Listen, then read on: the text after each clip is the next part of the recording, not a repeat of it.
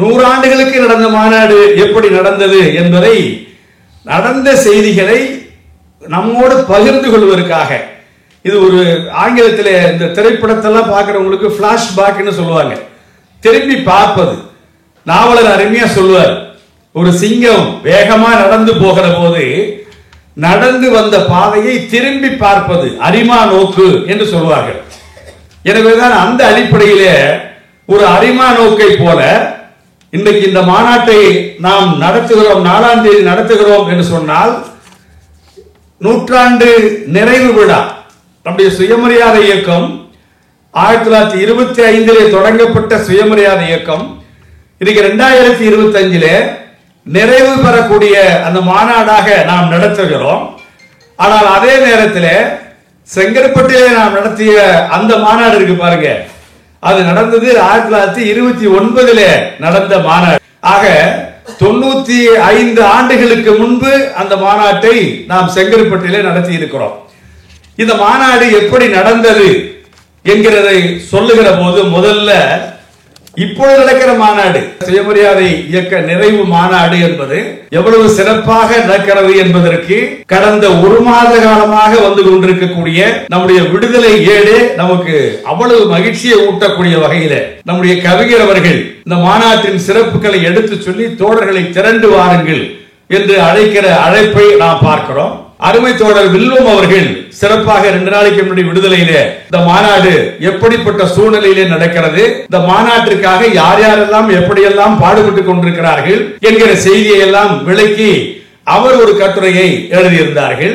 சரி, நம்முடைய 100 ஆண்டுக்கு 95 ஆண்டுக்கு முன்பு நடந்த மாநாடு எப்படி நடந்தது என்று சொன்னால், குடியரசு பத்திரிகை, இன்றைக்கு நமக்கு விடுதலை இருப்பதை போல அன்றைக்கு குடியரசு பத்திரிகை முதல்ல 1929 ஆண்டு ஜனவரி மாதம் 6ஆம் தேதி மாநாடு நடப்பது என்பது இப்பொழுது என்று சொன்னால் கூட அதற்கு முன்பாகவே 4வது மாசத்துல நடக்கிறது என்று சொன்னால் 3 மாசத்துக்கு முன்பாகவே 6/1/29 அன்று குடியரசு ஏட்டுல தலையங்கம் எழுதுறாங்க. 3 மாசத்துக்கு முன்னாடியே செங்கற்பட்டுல ஒரு மாநாடு நடத்த போறோம், எந்த தேதியெல்லாம் அவங்க முடிவு பண்ணல, அந்த மாநாட்டுக்கு நம்முடைய தோழர்கள் எல்லாம் வர வேண்டும் என்று சொல்லிவிட்டு அதுல என்ன சொல்றாங்கன்னா, 10,000கணக்கான மக்கள் கூட தகுந்த ஆடம்பரமான பலத்த ஏற்பாடுகள் இப்பொழுது இருந்தே நடைபெற்று வருகின்றன.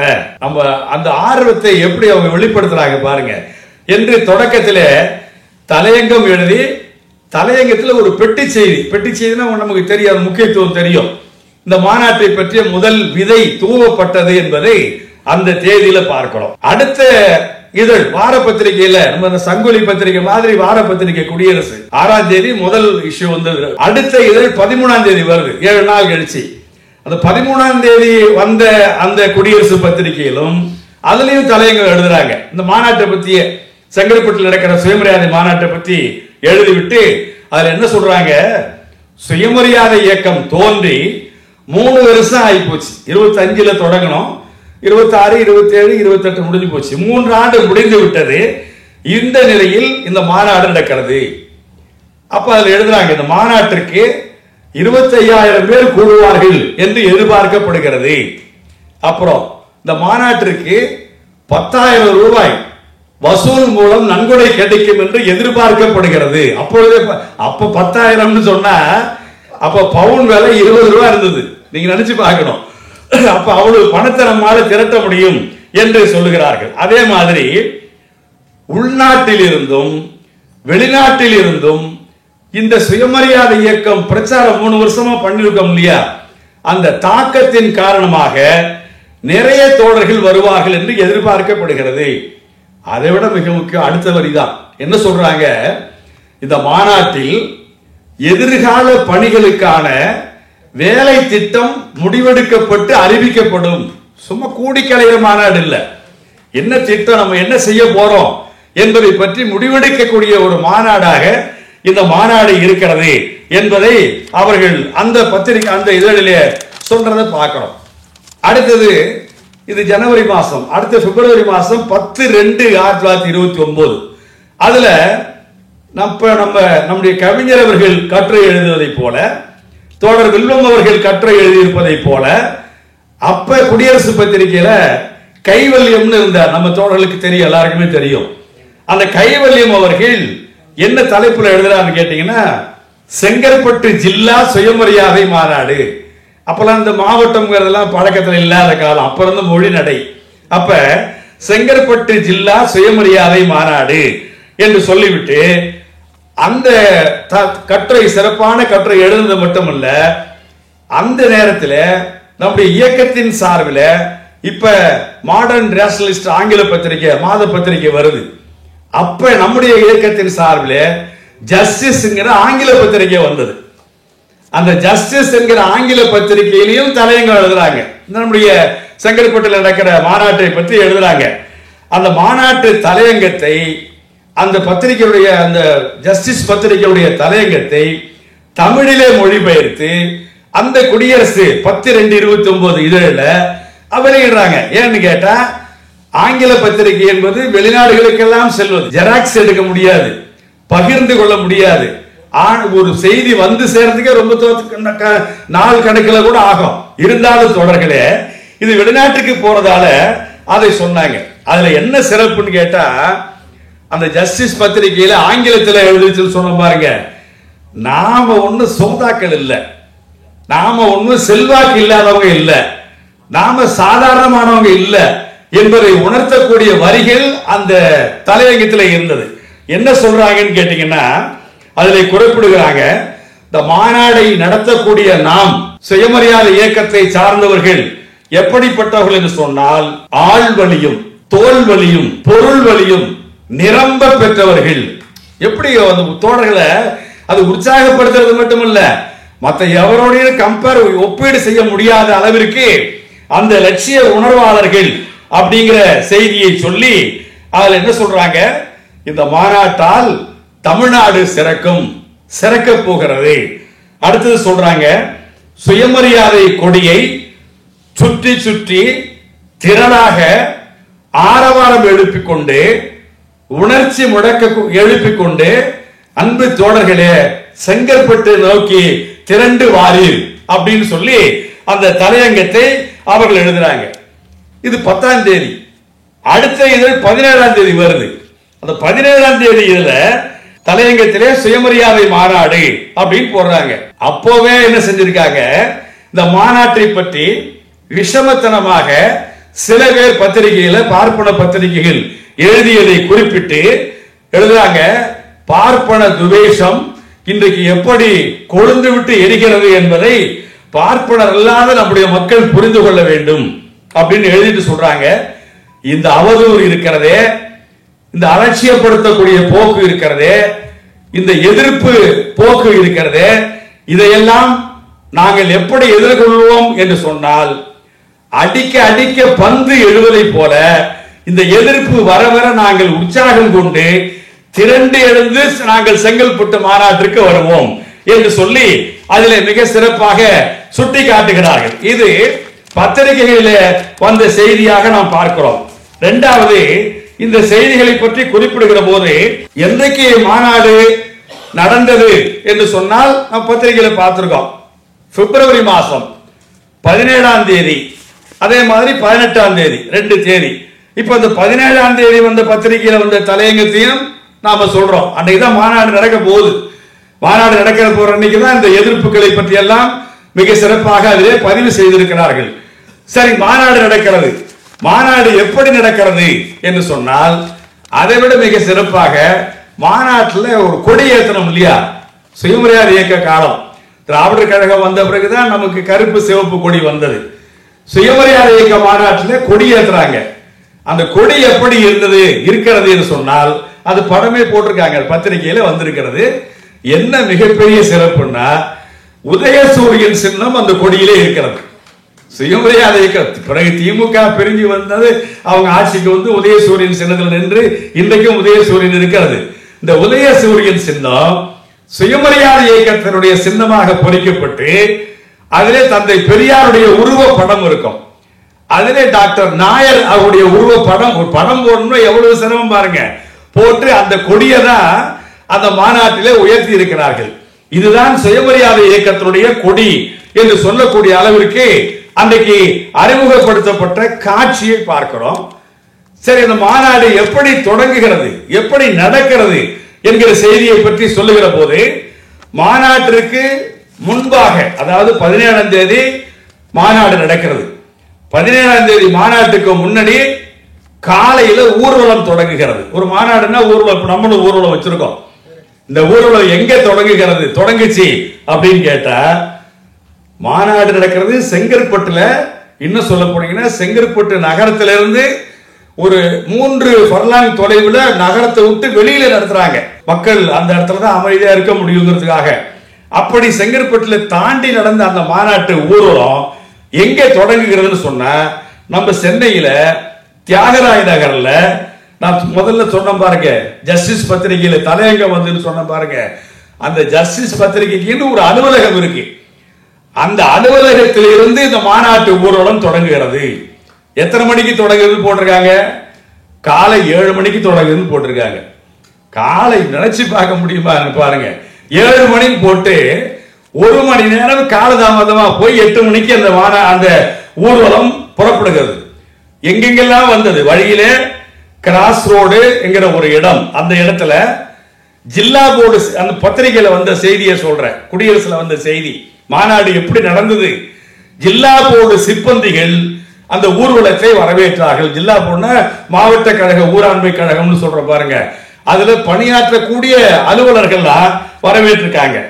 அடுத்தது ஆலந்தூர்ல இருக்கிறப்ப அந்த வளைவு போற ஆர்ச்சி பாத்தீங்கன்னா நம்ம தோழர்களுக்கு தெரியும், சாலை ஓரமா அந்த இடத்துல வரவேற்பு கொடுத்திருக்க. இரும்புலியூர்ல, வண்டலூர்ல, கூடுவாஞ்சேரியில சிங்கப்பெருமாள் கோயில் அங்க, அதே மாதிரி தம்பிரான் வளைவுன்னு செங்கல்பட்டு முனிசிபல் டோல்கேட் போட்டிருக்காங்க. இப்ப டோல்கேட் இப்ப இருக்கு, இந்த டோல்கேட் அவங்க சொல்லல. அப்ப நகராட்சியிலே நகரமன்றத்திலேயே பணம் வரி வசூல் பண்றதுக்குன்னு ஒரு இடம் வச்சிருப்பாங்க. அப்ப சுதந்திரம் இல்ல 29வது ஆண்டு நம்ம நினைக்கணும். அப்ப அந்த இடத்துல ஒரு வரவேற்பு கொடுத்திருக்கிறாங்க. இதையெல்லாம் கொடுத்து செங்கல்பட்டு அந்த மாநாட்டு வளைவிற்கு போய் மேலமையூர் வழியாக பனகல் தோட்டம் அப்படிங்கிற இடம், அந்த மாநாடு செங்கல்பட்டு மாநாடு நடக்கிற இடத்துக்கு பனகல் அரசர் பெயரால் பனகல் தோட்டம் என்று குறிப்பிடப்பட்டிருக்கிறது. அந்த இடத்துல பெரிய வளைவு போட்டு சுயமரியாதை வளைவு பந்தல் அப்படின்னு போட்டிருக்காங்க. சுயமரியாதை வளைவு பந்தல்னா செங்கற்பட்டு நகரத்துல இருந்து அந்த பந்தல் எங்க எவ்வளவு தூரம்னா 2 ஃபர்லாங் தொலைவில் இருக்கு. அந்த இடத்திற்கு நாயர் மளிகை என்று வைத்திருக்கிறாங்க. மிகப்பெரிய தியாகராயர் சிலை, உருவ சிலை, இப்ப நம்ம பெரியார் சிலை விற்கிற மாதிரி, அண்ணா சிலை விற்கிற மாதிரி அந்த மாநாட்டில தியாகராயருடைய சிலையை மிகப்பெரிய அளவுக்கு உயரமா அந்த மாநாட்டு நுழைவாயில்ல வச்சிருக்கிறாங்க. அந்த மாநாட்டு மேடை எப்படி இருக்குன்னு சொன்னா, ஆங்கில எழுத்து டி போடுவோம் பாருங்க, அதே மாதிரி ஒரு வளைவு போட்டு நடுவில் ஒரு கோடு போட்டா எப்படி இருக்குமோ அதே மாதிரி வைக்கப்பட்டிருந்தது அப்படின்னு சொல்றாங்க. இந்த மாநாட்டு பந்தல் எப்படி இருக்குன்னு கேட்டீங்கன்னா, 4 அடி உயரத்தில் மேல கீத்து கட்டி, அந்த கீத்துக்கு உள்ள கீத்து தெரியாம இருக்கிறதுக்கு இந்த சல்லா துணின்னு சொல்லுவோம் பாருங்க, மெலிசான துணி, அந்த துணியை கட்டி வச்சிருக்கிறாங்க. இப்ப இருக்கிற மாதிரி மின்சார வசதி எல்லாம் இல்லாத காலம் நான் நினைச்சு பார்க்கணும். ஏன்னா 2 நாள் மாநாடு, இரவு நம்முடைய தோழர்கள்லாம் தங்கணும். அதெல்லாம் வசதிப்பட்டு என்ன வச்சிருக்காங்க, மாநாட்டு பந்தல்ல நிறைய இடத்துல லாந்தர் விளக்கு, பல பேருக்கு இப்ப ராந்தர் விளக்குனாலே தெரியாது. இந்த கேஸ் லைட் வர்றதுக்கு முன்னாடி இருந்த விளக்கு ராந்தர் விளக்கு, அது பெரிய வெளிச்சம் பளிரெல்லாம் அடிக்காது. அதை நிறைய எடுத்து கொண்டு வந்து கட்டி அந்த பந்தல் இருக்கும் பாருங்க, அந்த பந்தல் எல்லாம் போட்டு வச்சு ஒரு 10 ராந்தல் விளக்கு இருக்கிறதுக்கு அடுத்த இடத்துல ஒரு சின்ன கேஸ் லைட் தொங்க விட்டுருக்காங்க. கேஸ் லைட்டும் வாங்கி இருக்கிறாங்க, மாநாடுங்கிறதால வாங்கி அதை வைத்திருக்கிறார்கள்.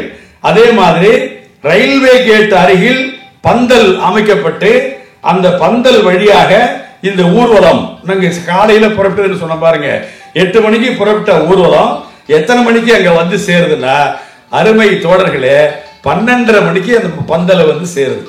8ன்னா ஒரு 4.5 மணி நேரம். செங்கற்பட்டுங்கிறது ஒரு சாதாரண ஒரு 25 கிலோமீட்டர் 30 கிலோமீட்டர் தான் இருக்கும். அவ்வளவு வழிநெடுக மக்கள் உற்சாகத்தோடு அந்த ஊர்வலத்தை வரவேற்று அந்த ஊர்வலத்தில் வந்த தலைவர்களுக்கெல்லாம் வாழ்த்து சொல்லி அந்த மாநாட்டு பந்தலை வந்து சேர்ந்தது அப்படின்னு பார்க்கிறோம். வந்து அரண்மனை மாதிரி பந்தல் அமைக்கப்பட்டிருக்கிறது என்று பத்திரிகையில் எழுதுறாங்க.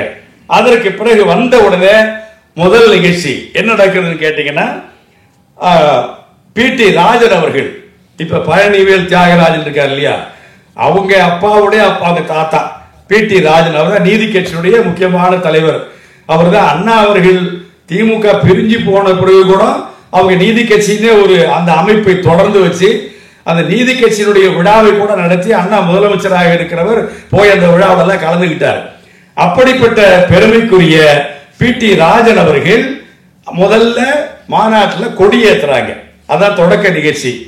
அதற்கு பிறகு பனகல அரசர் படம் திறப்பு. பனகல அரசர் தான் நீதி கட்சியினுடைய தலைவராக இருந்தது மட்டுமல்ல, நம்முடைய சுயமரியாதை இயக்கம் நீதி கட்சியில சிறப்பா நடப்பதற்கு இந்த இடஒதுக்கீட்டு கொள்கை, சமூக நீதி கொள்கை இதெல்லாம் நடைமுறைப்படுத்துவதற்கு பனகல் அரசருடைய அரசாங்கம் தான் முக்கியமான காரியமா இருந்தது. எனவே அவருடைய படத்தை திறந்து வைத்தது யாருன்னு கேட்டீங்கன்னா, சட்டமன்ற உறுப்பினர். நாடு விடுதலை ஆகல, இரட்டை ஆட்சி முறை இருக்கு. அதனால அப்படிப்பட்ட இரட்டை ஆட்சி முறை இருக்கிற காலகட்டத்தில் சட்டமன்ற உறுப்பினரா நம்மால் ஒருத்தர் இருக்காரு, கிருஷ்ணன் அவர்கள். அவர் தான் வந்து என்ன செய்யறாரு, அந்த படத்தை திறந்து வைக்கிறார். படத்தை பனகலரசர் படத்தை திறந்து வைத்த உடனே நம்முடைய முத்தையா முதலியார் அவர்கள், அவர் அமைச்சர், அவர் தான் நமக்கு தெரியும் முதலாக இடஒதுக்கீட்டு கொள்கையை அறிமுகப்படுத்தியவர் முத்தையா முதலியார் அவர்கள். பெரியார் கிட்ட கொடுத்து குழந்தைங்களுக்கு பேர் வைக்கும் போது, நான் இனிமே இந்த ஆண்டு முழுக்க பிறக்கிற குழந்தைகளுக்கு முத்தையான்னு தான் பேர் வைப்பேன். ஏன்னு சொன்னா இடஒதுக்கீட்டு கொள்கையை நடைமுறைப்படுத்திய அமைச்சர் முத்தையா முதலியார்னு சொன்னார். அப்படிப்பட்ட சிறப்புக்குரிய அவரு கண்காட்சி திறந்து வைக்கிறார். ஒவ்வொரு மாநாட்டிலையும் பாத்தீங்கன்னா கண்காட்சி திறந்து வைப்போம். அந்த நம்முடைய 95 ஆண்டுக்கு முன்பு செங்கல்பட்டில் நடந்த மாநாட்டிலும் அந்த கண்காட்சி திறந்து வைக்கப்படுகிறது. அதற்கு பிறகு 1 மணி நேரம் நெருங்கக்கூடிய நிலையில் என்ன சொல்றாங்கன்னு கேட்டீங்கன்னா, நன்றி உரை சொல்லணும். நன்றி உரை யார் சொல்றாங்கன்னு கேட்டீங்கன்னா, அருமை தோழர்களே, நம்முடைய அறிவாசான் தந்தை பெரியார் காலை அமர்வு முடிந்ததற்கு நன்றி தெரிவித்து உரையாற்றி கால நிகழ்ச்சி முடிஞ்சு போச்சு, எல்லாரும் சாப்பிடலாம். மாநாட்டிலேயே சாப்பாடு, தோழர்களுக்கெல்லாம், மாநாட்டு பிரதிநிதிகளுக்கெல்லாம் சாப்பாடு. அதுல சாப்பாட்டுல நாம் செய்த புரட்சி இருக்கு பாருங்க. அதுல என்னன்னு கேட்டீங்கன்னா, முதல்லயே இந்த மாநாட்டு பிரதிநிதிகள் தேர்ந்தெடுப்பாங்க. எல்லாரும் போயிட முடியாது.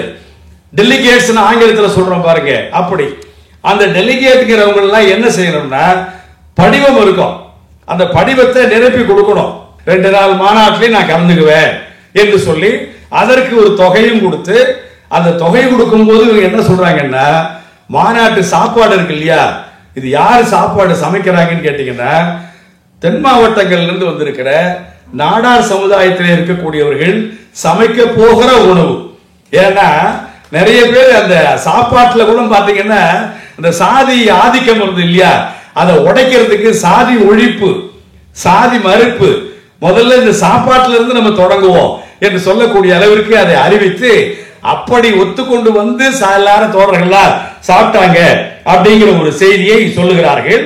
அதற்கு பிறகு தோழர்களே, மாலை 4:45 மணிக்கு காலை உணவு முடிஞ்சு போச்சு, மதிய உணவு முடிஞ்சு போச்சு. 4:45 மணிக்கு மாநாடு, அடுத்த நிகழ்ச்சி பிற்பகல் நிகழ்ச்சி தொடர்கிறது. இந்த மாநாட்டு திறப்பாளர் யாருன்னு கேட்டீங்கன்னா, அப்பொழுதே ஒரு முதலமைச்சர், எப்படி நம்முடைய முதலமைச்சர் மாண்புமிகு தளபதி ஸ்டாலின் அவர்கள் இந்த மாநாட்டுக்கு வராரோ, அதே மாதிரி அன்றைக்கு முதலமைச்சராக இருந்தவர் நம்முடைய சுப்பராயன் அவர்கள். சுப்பராயன் அவர்கள் முதல்வராக இருந்து அந்த மாநாட்டை திறந்து வைக்கிறார்கள். சுப்பராயன் முதலமைச்சருங்கிறது மட்டுமே அவருடைய சிறப்பு அல்ல. அவர் அந்த இப்ப முதலமைச்சர் சொல்றோம் பாருங்க, அப்ப முதலமைச்சர் சொல்ல மாட்டாங்க, பிரீமியர்னு ஆங்கிலத்தில் சொல்லுவாங்க, தமிழ்ல பிரதமர்னு சொல்லுவாங்க. இந்த மோடியை சொல்ற மாதிரியே. ஏன்னா சென்னை ராஜதானின்னு இருந்தது, தமிழ்நாடு வரல அப்ப. அதனால அந்த சென்னை ராஜதானியினுடைய பிரதமர் பொறுப்பில் இருந்தவர் நம்முடைய சுப்பராயன் அவர்கள். அவருக்கு உள்ளாட்சித்துறை அமைச்சராக இருந்தார், கல்வி அமைச்சராக இருந்தார், சட்டத்துறை அமைச்சராக இருந்தார். அதை விட சிறப்பு, அப்ப மேலவை இருந்தது, எம்எல்சின்னு சொல்லுவோம் பாருங்க, அந்த மேலவையிலும் அவர் உறுப்பினராக இருந்தார். அதை விட சிறப்பு, இந்தோனேஷியா நாட்டிற்கு தூதராக ஒரு பணியாற்றி இருக்கிறார். அதை விட சிறப்பு, டெல்லியில மக்களவையிலும் மாநிலங்களவையிலும் 2 அவையிலுமே ஒரு உறுப்பினராக பணியாற்றி இருக்கிறார். அதைவிட மிக சிறப்பு என்ன என்று சொன்னால், ஒன்றிய அரசாங்கத்தினுடைய போக்குவரத்து துறை அமைச்சராக ஒரு பணியாற்றி இருக்கிறார். இன்னொரு சிறப்பு என்ன என்று சொன்னால், மகாராஷ்டிர மாநிலத்தினுடைய ஆளுநராக பணியாற்றி இருக்கிறார். இவ்வளவு சிறப்புங்க. அப்படிப்பட்ட பெருமைக்குரிய அவர்கள் அந்த மாநாட்டை திறந்து வைத்தது மட்டுமல்ல, நாம ஒருத்தங்களை அழைச்சி நிகழ்ச்சி நடத்துறோம்னா பல காரணங்கள் இருக்கும்ல. அதுல இவர் இவ்வளவு பொறுப்புகளை வகித்தது மட்டுமல்ல, இவர் முதலமைச்சராக இருக்கிற போதுதான் ஒரு சட்டம் நிறைவேற்றி அரசு பணிகளில் பிற்படுத்தப்பட்ட மக்களுக்கும் தாழ்த்தப்பட்ட மக்களுக்கும் இடஒதுக்கீடு என்கிற உரிமையை பெற்று தந்த முதலமைச்சர் டாக்டர் சுப்பராயன் அவர்கள்.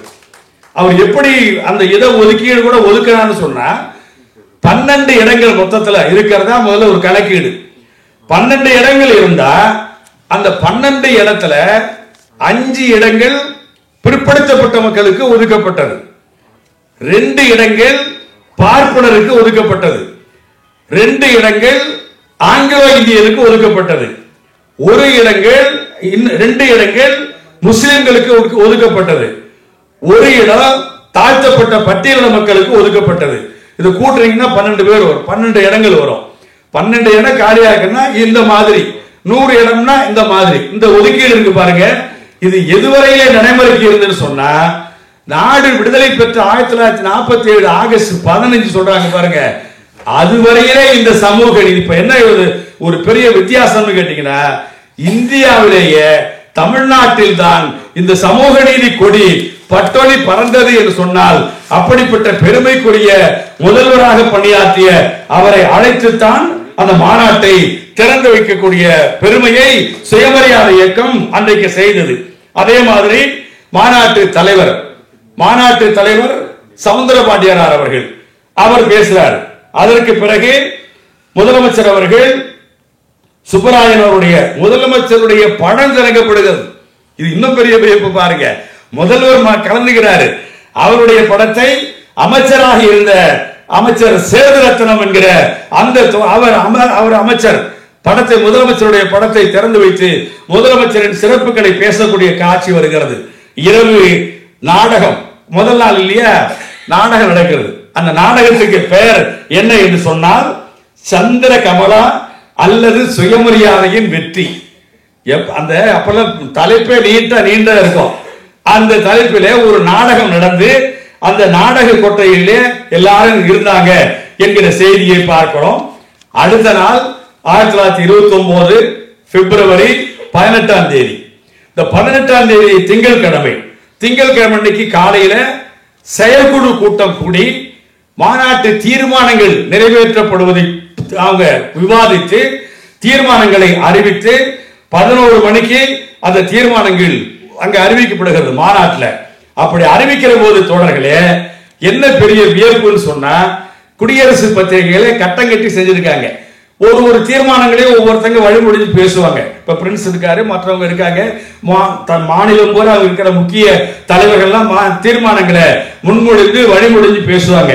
அப்படி பேசியதிலே ஒரு சிறப்பு என்ன என்று சொன்னால், 7 வயது உடைய திருவண்ணாமலையை சார்ந்த லலிதா என்கிற சிறுமி மிக சிறப்பாக பேசி அனைவரின் பாராட்டுகளையும் பெற்றார். அப்ப பாருங்க, அந்த காலகட்டத்தில் கூட ஒரு தீர்மானம் நிறைவேற்றுறது எல்லாரும் உள்ள போக முடியாது. அதுல கூட ஒரு சிறுமிக்கு வாய்ப்பு கொடுத்து அந்த பொண்ணு ரொம்ப சிறப்பா பேசி அவருடைய பாராட்டுக்களை பெறக்கூடிய அளவிற்கு இருந்தது வாலிபர் மாநாடு. அதற்கு பிறகு இப்ப நம்ம இளைஞர் அணி மாநாடுன்னு சொல்றோம் பாருங்க, அப்படி வாலிபர் மாநாடு தொடங்குது. வாலிபர் மாநாடு தொடங்குகிற போது அந்த மாநாட்டிற்கு தலைவராக சார் ஏடி பன்னீர்செல்வம் அவர்கள் அந்த தலைவரை முன்மொழிந்து ஐயா பேசுறாங்க, பெரியார் பேசுறாங்க.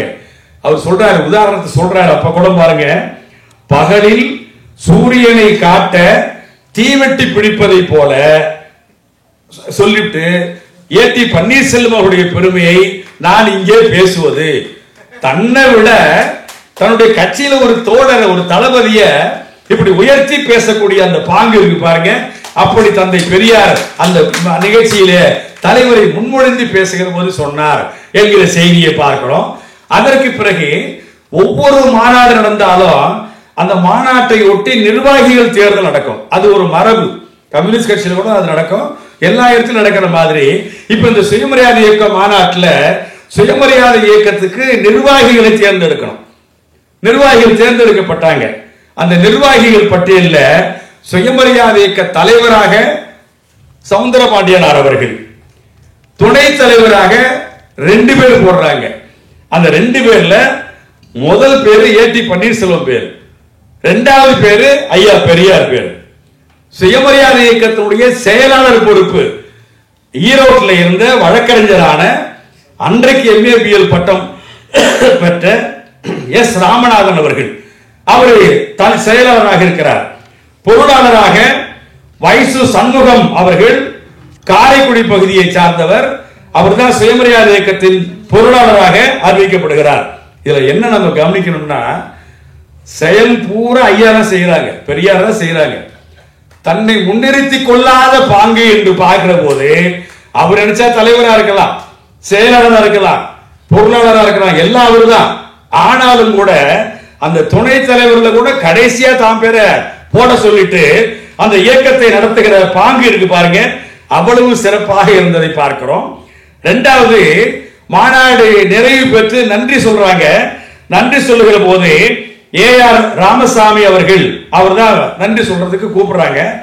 அவரு நன்றி சொன்ன பிறகு பெரியார் நன்றி சொல்லி பேசுறாங்க. அப்படி பேசுகிற போது இந்த மாநாட்டிலே உங்களுக்கு எல்லாம் எவ்வளவு சிரமம் இருந்தாலும் அதையெல்லாம் நீங்க பொருட்படுத்த கூடாதுன்னு சொல்றாங்க. மாநாட்டில் கேட்டுக்கிட்டு இருந்த மக்கள் சில தோழர்கள் இருக்காங்க பாருங்க, அவங்க எல்லாம் எழுந்துருச்சு, அதெல்லாம் ஒண்ணும் இல்லை, எந்த சிரமம் இல்லை, எந்த சிரமம் இல்லை அப்படின்னு சொல்றாங்க. ஐயா நன்றி சொல்ல வர்றாரு. நன்றி சொல்லும் போது சொல்றாரு, உங்களை எல்லாம் பார்க்கிற போது எனக்கு மகிழ்ச்சியா இருக்கு, அளவு கடந்த மகிழ்ச்சியா இருக்கு. நான் பேசணும்னு நினைக்கிறேன், பேச முடியல, அவ்வளவு தூரம் நான் மகிழ்ச்சியால இருக்கிறேன். இந்த மாநாடு மிகப்பெரிய வெற்றி அடைஞ்சிருக்கு. 34 தீர்மானங்கள் நம்ம நிறைவேற்றி இருக்கிறோம். இந்த 34 தீர்மானங்களும் அப்ப சொல்லும் போது நாளை வரக்கூடிய அரசாங்கம் செய்யக்கூடிய வேலை திட்டமாக, செயல் திட்டமாக, சாதனையாக அமையும் அப்படின்னு சொல்லிட்டு என்ன சொல்றாரு, இந்த மாநாட்டுடைய வெற்றி என்று எடுத்துக்கொண்டால் இந்த மாநாட்டிற்கு திருச்சியில இருந்து 15 பெட்டிகள் கொண்ட ரயில் பெட்டிகள் இணைச்சு ஒரு ட்ரெயின் திருச்சியில இருந்து வந்திருக்காங்க. நினைச்சு பாருங்க, தனி ரயில்ல நம்முடைய மாநாட்டிற்கு வந்தார்கள் என்று பார்க்கிறோம். அதே மாதிரி ஆந்திராவிலே, கர்நாடகத்திலே, கேரளாவிலே, பஞ்சாபிலே, டெல்லியிலே, சிங்கப்பூர், மலேசியாவில இங்கெங்க இருந்தெல்லாம் வந்து தோழர்கள் யார் யார் வந்தாங்க அப்படிங்கிற அந்த பட்டியலையே அதற்கு பிறகு வந்த குடியரசு பத்திரிகையில கலந்துகிட்ட முக்கியமானவங்க எங்கெங்க இருந்து வந்தாங்க என்கிற செய்தியை பார்க்கிறோம். எல்லாத்தை விட மிக சிறப்பு, இந்த மாநாட்டிற்காக ஆசிரியர் 2 நாளைக்கு இப்படி ஒரு அறிக்கை விட்டார். இந்த மாநாட்டிலே பேசக்கூடிய நம்முடைய தோழர்கள் எல்லாம் பேச்சை தயார் பண்ணிக்கிட்டு வாங்க, தயார் பண்ணிட்டு வந்து பேசுற பேச்சு இருக்கு இல்லையா, அதையே நாம மலரா போடணும், புத்தகமா போட்டு நம்முடைய தோழர்களுக்கு கொடுக்கணும். இது ஒரு வரலாற்று பதிவு அப்படின்னு ஒரு அறிக்கை வெளியிட்டாங்க. அது எங்க இருந்து வந்ததுன்னு கேட்டீங்கன்னா, இந்த மாநாட்டுல அதுல என்ன செய்யறாங்க, மாநாட்டு மலர் வெளியிடப்படுகிறது. மாநாட்டு மலர் எப்படின்னு கேட்டீங்கன்னா 92 பக்கம் 3 கலர்ல 20,000 பிரதி அச்சடிக்கிறாங்க. ஒரு மலருடைய விலை ₹1 அடக்கம். ஆனா மாநாட்டு பிரதிநிதின்னு வந்தாங்க இல்லையா, கையெழுத்து போட்டு முன்னாடி பணம் கேட்டு வந்திருப்பாங்கல்ல, அவங்களுக்கு பூரா 8 அணாவுக்கு அரை ரூபான்னு சொல்லுவாங்க. 8 அணா, ஆனா இப்ப 8 8 16 ₹1 சொன்னா 8 அணாவுக்கு கொடுத்து அந்த மாநாட்டு மலர் அனைத்தும் அங்கே நிறைவு பெற்றதுன்னு சொல்றாங்க. எல்லாத்த விட பெரிய சிறப்பு, மாநாட்டிலே உண்டியல் வசூல் மூலம் ₹3000 சேர்ந்திருக்கிறது.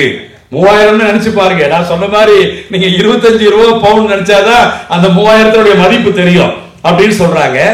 அதை விட சிறப்பு, இந்த மாநாட்டுக்காக பாடுபட்டு இருப்பாங்கல்ல, உழைச்ச பந்தல் அமைப்பு மற்றதெல்லாம் இருக்கு இல்லையா, அதுல மிக சிறப்பாக ஒருத்தர், அவர் பேர் கருப்பையான்னு பேரு. இதற்கு முன்பு மதுரையிலே ஒரு மாநாடு நம்ம நடத்துறோம். மதுரையிலே பார்ப்பனர் அல்லாதார் மாநாடுங்கிற பேர்ல சுயமரியாதை இயக்கம் தந்தை பெரியார் அவர்கள் காங்கிரஸ் கட்சியிலிருந்து வெளியில வந்த பிறகு முதல் மாநாடு பார்ப்பனர் அல்லாதார் மாநாடு.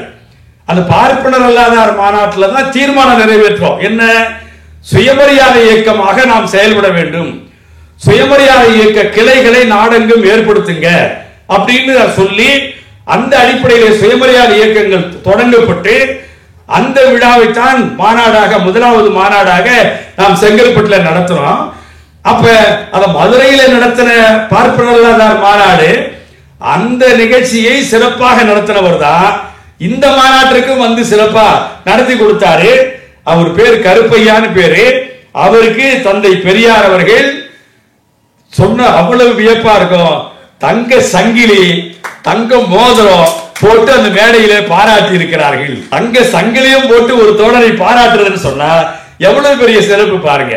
அடுத்ததாக அந்த மாநாட்டிலே நன்றி உரை ஆற்றுகிற போது சொல்றாங்க, இதுல எல்லாருக்கும் நன்றி சொன்னோம், ஒருத்தங்க பேர் விட்டு போச்சு, அவங்கதான் அன்னை நாகம்மையார், பெரியாருடைய துணைவியராக இருந்த அம்மா அவர்கள் செங்கல்பட்டு மாநாட்டிற்கு அவ்வளவு சிறப்பாக கடமையாற்றினார்கள் என்று நன்றி சொன்ன இன்னொரு தோழர் சொன்ன பாருங்க, ஐயா ராமசாமி சொல்லி அவரு அம்மாவை பற்றி நன்றி சொல்லி பேசுறாரு. அடுத்தது மாநாட்டில் ஒரு சிறப்பு என்னன்னா, ஒரு மாநாடு முடிஞ்சதுன்னு சொன்னா அடுத்த மாநாடு எங்கேன்னு சொல்லணும், அது ஒரு மரபு வச்சிருந்தாங்க. அந்த அடிப்படையில செங்கல்பட்டு மாநாடு முடிஞ்சு போச்சு. இது முதலாவது சுயமரியாதை மாநாடு. இரண்டாவது சுயமரியாதை மாநாடு எங்கே நடக்கிறது என்று சொன்னால் ஈரோட்டிலே நடைபெறும் என்று சொல்லி அந்த அறிவிப்பை யார் செய்யறான்னு கேட்டா பெரியாருடைய சகோதரர் ஈவி கிருஷ்ணசாமி அவர்கள். அவர்தான் அந்த அறிவிப்பை கொடுக்கிறார். பாருங்க, அந்த குடும்பமே, ஐயாவுடைய குடும்பமே எப்படி வந்தது என்கிற செய்தியை பார்க்கிறோம். இதுல இடையில விட்டு போன ஒரு செய்தி சொன்னா, அந்த மாநாட்டு பந்தலை உங்ககிட்ட சொன்னேன், மாநாட்டு திடலை பத்தி பேசணும், மாநாட்டில் லைட் வச்சிருந்ததை பத்தி சொன்னோம், ஒரு சில இடங்களிலே ஒலிபெருக்கி மட்டும் வச்சிருந்ததையும் சொன்னோம், பாக்ஸ் வச்சிருந்தாங்க. அதுல மிகப்பெரிய சிறப்பாக இதுல அந்த மேடை இருக்கு பாருங்க, அதை எழுதியிருக்காங்க. மேடையில 500 நாற்காலிகள் போடப்பட்டது. நீங்க இப்ப பார்த்தா கூட வியப்பா இருக்கும், மேடையில் 500 நாற்காலின்னா இது உள்ளபடியே மாநாடு தானே. அதற்கு பிறகு பெண்கள் பிரதிநிதிகள் வரிசையில் முதல் வரிசையில பெண்கள் இருக்காங்க, அதுக்கு அடுத்த வரிசையில மாநாட்டு டெலிகேட்ஸ் பிரதிநிதிகள் இருக்கிறாங்க. இதை பார்க்கிற போது குடியரசு பத்திரிகை அப்ப எழுதுது, ஏதோ பெரிய முடிசூட்டு விழா நடக்கிற மாதிரி, தர்பார் மண்டபத்துல அரண்மனையில நடக்கிற மாதிரி இந்த செங்கல்பட்டு சுயமரியாதை மாநாடு இருப்பதை நாம் பார்க்க முடிகிறோம் அப்படின்னு சொல்றாங்க. இன்னொரு பெரிய சிறப்பு என்னன்னா, மாநாட்டு பந்தலுக்கு வெளியில செம்மண் தரை, அந்த செம்மண் தரையில என்ன செய்யறாங்க, தென்னை மரம், தென்னை மரத்தை வெட்டி எடுத்துட்டு வந்து நட்டு அந்த தென்னை மரத்துக்கு மேல இந்த கொடி, எந்த கொடி, நம்ம சுயமரியாதை கொடி சொன்ன பாருங்க, உதயசூரியன் சின்னம் பொறிக்கப்பட்டு பெரியார் படம் போட்ட அந்த சின்னம் பொறிக்கப்பட்டது. வழிநெடுக பாத்தீங்கன்னா ஒரு 30-40 தென்னை மரம் இருக்கு. அதெல்லாம் என்ன எழுதுறாங்க, இதை பார்க்கிற போது திராவிட நாடு பெறுவதற்காக சிப்பாய்கள் எல்லாம் அணிவகுத்து நிற்பதை போல இந்த காட்சி தெரிகிறது, தென்னை மரத்துல சுயமரியாதை கொடி இருப்பதை போல. அதுல என்ன சிறப்புன்னா, பெரியார் கூட ஐயாவுடைய படம் ஒரு வீணை வாசிக்கிற மாதிரி இருக்கும், தியாகராயர் நாயர் இவங்க 2 பேரும் இருக்கிற மாதிரி இருக்கும் அந்த கொடியில. இவ்வளவு உருவத்தோடு இருக்கிற அந்த கொடியை பார்த்தோம். இப்படியெல்லாம் சிறப்பாக அமைந்த அந்த மாநாடு ஒரு 95 ஆண்டுகளுக்கு முன்பு இந்த நூற்றாண்டு விழாவை நாம் கொண்டாடுகிறோமே, அந்த மாநாடு இவ்வளவு தனி சிறப்புகளை பெற்றிருந்து அதனுடைய தீர்மானங்கள் எல்லாம் இன்னைக்கு சொத்துரிமை கலைஞர் சட்டம் போட்டாரு சொன்னா அதை மட்டும் சுருக்கமா சொல்றேன். அந்த மாநாட்டில் போட்ட தீர்மானங்கள்லயே பெண்களுக்கு சொத்துரிமை கொடுக்கணுங்கிற தீர்மானம், அந்த தீர்மானம் அம்பேத்கர் முயன்று தோற்ற அம்பேத்கர் அரசமைப்பு சட்டத்தை நிறைவேற்றுகிற போது இந்து சட்ட திருத்த மசோதா கொண்டு வந்து பெண்களுக்கு சொத்துரிமை வேணும்னு கேட்ட நேரத்தில் சங்கராச்சாரிகள், அப்பொழுது இருந்த இந்து மத தீவிரவாதிகள், பார்ப்பனர்கள் அவ்வளவு பேர் சேர்ந்து அதற்கு எதிர்ப்பாக பெண்களையே முன்னிலை நிறுத்தி வேண்டாம் இதெல்லாம் வேண்டாம்னு சொல்லி அந்த மசோதா தோற்கடிக்கப்பட்டு சட்ட அமைச்சர் பதவியிலிருந்து அவர் பதவி விலகிற போது அரசியல் நிர்ணய சபையில் அம்பேத்கர் பேசுறாரு, இன்னைக்கு தோற்கடிச்சிட்டீங்க, இந்த தோல்வி நிரந்தரம் இல்ல, வரலாறு மாறும், நாளைக்கு ஒரு தலைவர் வருவார், அப்படி வர்ற தலைவர் இந்த சட்டத்தை நிறைவேற்றக்கூடிய காலம் வரும்னு சொன்னாரு. அவர் சொன்ன மாதிரியே வரலாறு மாறியது. கலைஞர் முதலமைச்சராக வந்தார், சட்டம் நிறைவேற்றப்பட்டது. இன்றைக்கு சுயமரியாதை இயக்க மாநாட்டு தீர்மானங்கள் பெண்களுக்குத்தான் வேலை வாய்ப்பிலே முன்னுரிமை என்பதை எடுத்துக்கொண்டாலும், காவல்துறையிலே பெண்கள் இன்றைக்கு பணியாற்றுகிறார்கள் என்பதை எடுத்துக்கொண்டாலும், ராணுவத்துறையிலே இன்றைக்கு பெண்கள் பணியாற்றி கொண்டிருக்கிறார்கள் என்பதை எடுத்துக்கொண்டாலும், பெயருக்கு பின்னே சாதி பெயரை போடக்கூடாது என்கிற தீர்மானம் தமிழ்நாட்டில் சாதி கட்சி தலைவர்கள் கூட அவங்க சாதி பெயரை போடுறதுக்கு சங்கடப்படுறாங்க. இதற்கெல்லாம் தொடக்கம் அகரம் தீட்டிய மாநாடு, செங்கற்பட்டிலே நடந்த சுயமரியாதை இயக்க மாநாடு என்கிற அந்த மகிழ்ச்சியை, பெருமையை ஒவ்வொருவரும் நாம் உணர்ந்து அடுத்த கட்டத்திற்கு நம்முடைய கொள்கைகளை வென்றெடுக்கக்கூடிய பணியிலே நாம் ஈடுபடுவோம். நன்றி, வணக்கம்.